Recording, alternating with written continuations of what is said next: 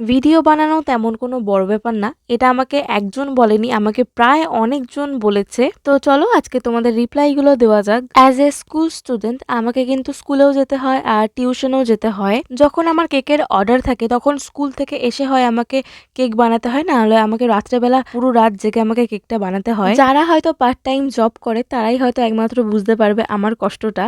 আর যারা হয়তো জানো না, আমি কিন্তু মার্শাল আর্ট শিখি, সেখানেও আমাকে অনেকটা টাইম দিতে হয়। প্রায় বলতে গেলে আমি দিনের বেলা টাইমই পাই না ভিডিও এডিট করার।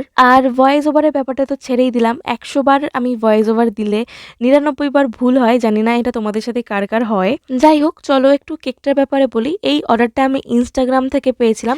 বনুটা খুবই সুইট ছিল আর আমার লোকেশনের কাছাকাছির মধ্যে ছিল। এটা কিন্তু ক্যাশ অন ডেলিভারি অর্ডার ছিল। আর বেন্টো কেকের মধ্যে আমি লাভ শেপ আমি ফার্স্ট টাইম ট্রাই করলাম। আর সে আমাকে বলেছিল তুমি তোমার মতো ডেকোরেশনটা করে দিও, শুধু ফ্লেভারটা চকলেট রেখো। এই কেকটার প্রাইস নিয়েছিলাম 180 টাকা।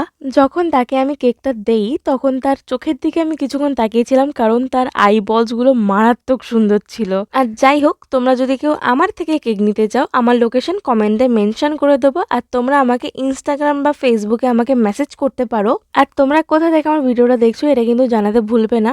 আর কথা বলতে বলতে কিন্তু কেকের ডেকোরেশনটা শেষ হয়ে এসেছে। ব্যাস, আজকের জন্য টাটা।